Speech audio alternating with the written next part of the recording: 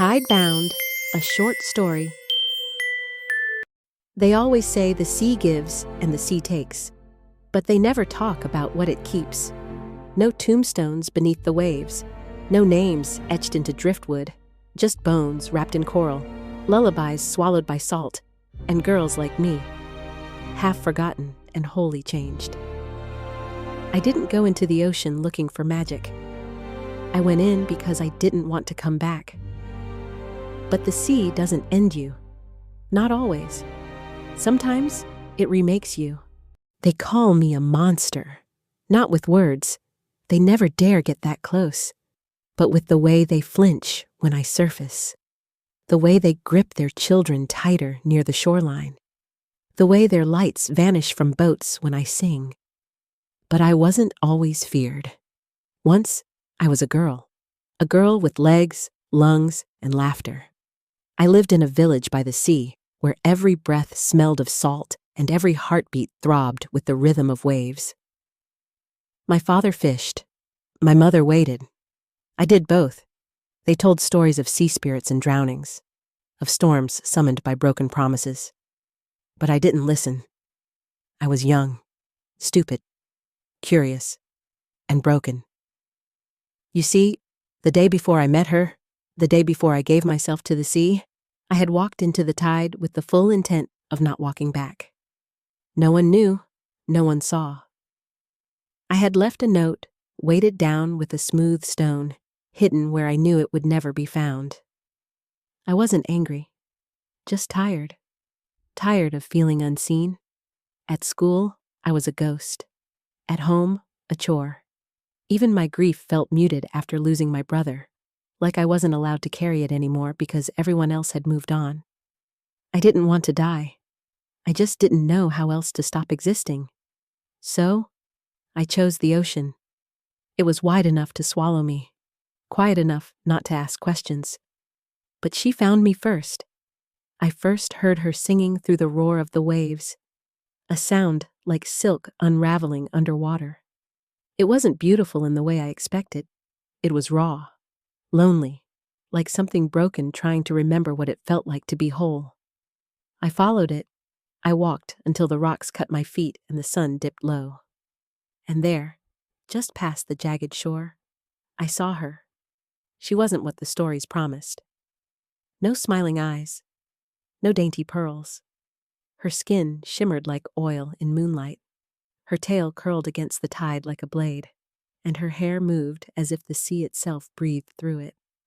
She didn't speak. She just sang, and I understood. She had once been like me, half human, heavy-hearted, hollowed out. She didn't save me. She gave me a choice.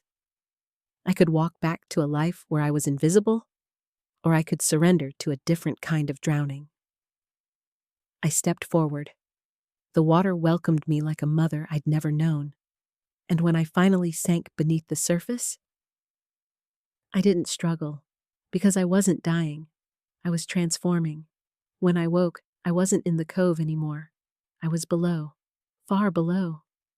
A kingdom of ruin, bones wrapped in coral, thrones of rusted anchors and kelp-choked spears. Fish with teeth like daggers, glowing jellies whispering secrets in bubbles.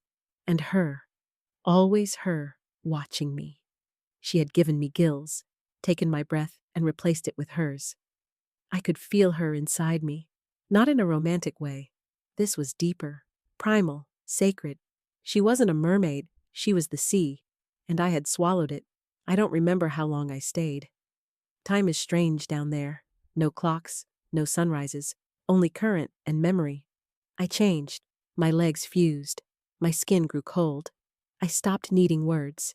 And when I sang, the world listened. Sailors turned their heads. Boats spun in circles. Storms gathered like hungry wolves. I could make the ocean rise just by humming. It felt like power. But something inside me ached. A thread, thin and human, still tugged. So I returned. To the surface, to the shore, to home. Only, they didn't recognize me. And maybe they were right not to. My eyes had grown darker, my voice stranger, and my smile, I had forgotten how. I tried to walk up to them, but my tail dragged, heavy and dripping. I tried to speak, but sea foam spilled from my mouth. Children screamed. Men threw rocks. Someone shouted, "Demon!" I dove, and I didn't come back for a long, long time. But tonight, I'm here again. The moon is full, and I see them dancing by the bonfire on the beach. Laughter rises like smoke. Someone plays a tune I almost remember. I watch from the water's edge. They don't see me. Not yet. But one girl breaks away from the crowd. She walks alone toward the sea, feet bare, dress flowing like seaweed. She hums, soft, uncertain. Her eyes meet mine, and I see it. The same hunger I once had, the same ache. She steps into the surf, doesn't flinch at the cold, doesn't run when she sees my tail, my black eyes, my teeth. I want to tell her to go back, to run, to live a life that doesn't end in salt and silence. But my voice is no longer mine. She asks, "Are you lonely?" And for the first time in decades, I nod. She holds out her hand, and I remember I wasn't taken. I chose the sea. I take her hand gently, like the tide pulling a shell. She gasps, not from fear, from change. I feel the sea enter her, the song weaving into her lungs, the gills, the ache, the freedom, her soul unraveling, not in death, but in becoming. And as we dive beneath the surface, together, I know, they'll call her a monster too. But the sea doesn't make monsters. It just shows you what you are hiding.